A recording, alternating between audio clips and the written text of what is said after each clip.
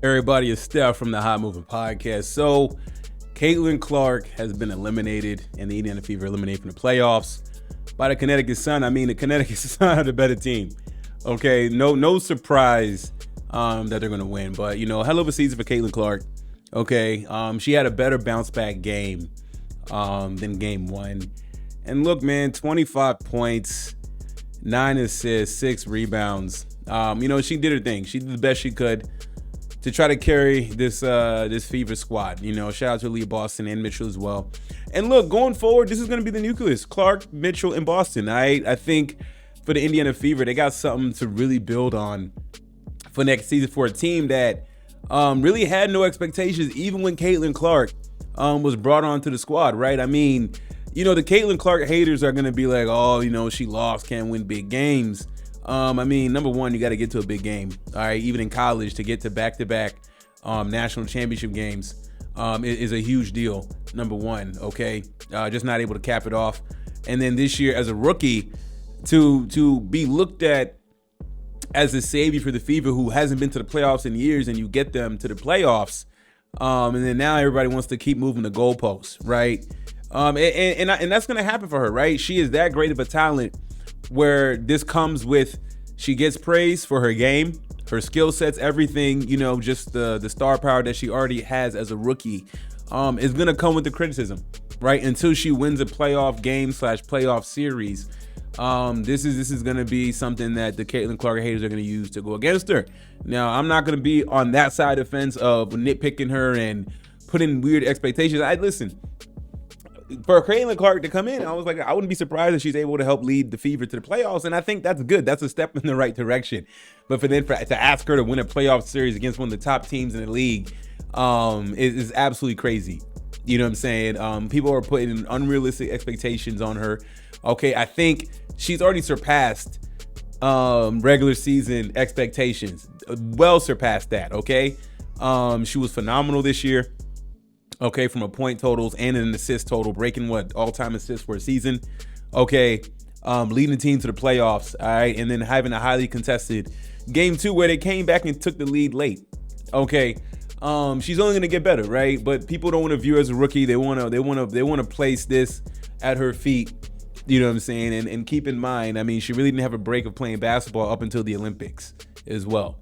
It may sound like excuses, but the only excuse I'm giving her is that she's a rookie and she's learning, right? If anything, she's going to get better from this. Her teammates going to get better from this.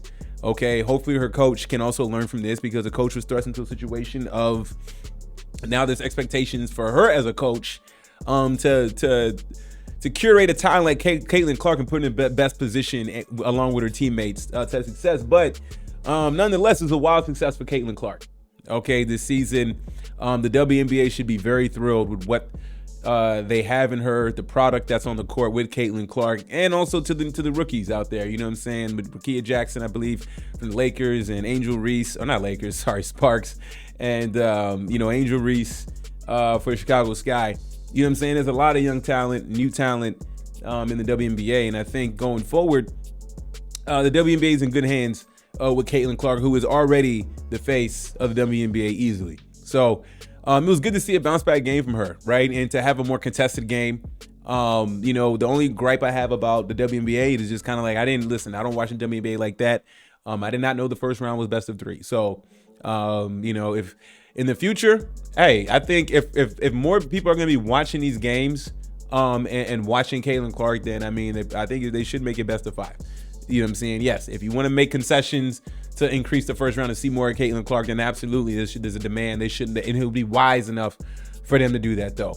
But yeah, so the haters are gonna feast off of this one. They're gonna use this to come at Caitlin Clark for no reason whatsoever. At the end of the day, she's a rookie. She surpassed expectations by a mile. Okay, and like nobody was talking about the Fever didn't even make the playoffs for like a decade. She gets there year 1, then the playoffs, right? Okay, if they didn't make the playoffs, then you know what? It's still not a big deal if she still put up numbers, but she actually helped carry the team. After the Olympics, Caitlin Clark was an absolute tear. Okay, so there's a lot for her and the Fever to build off of this going forward. And I think next year they're going to have a higher seed. Absolutely. They're still going to probably draft another player, another role player that may be useful in college. That's in college right now. That'll come out, be able to help with her. So, I mean, the future is very bright. Next year, of course, expectations are gonna go up. You know, the scrutiny if she gets to the playoffs and doesn't win a game or where they get swept, you know, it is going to be that she's earned that level of criticism. And if I say it in a positive way, you know, whether it's fair or not, you know, I think she's earned that. And, you know, if you're going to be considered a great player and her game so far has backed it up that she's on track to becoming a great player, then those expectations are going to come with it, though, man. But hell of a season for Caitlin Clark. Thanks for watching. Leave me your thoughts about this game and her season overall. Please like, subscribe. I'm out.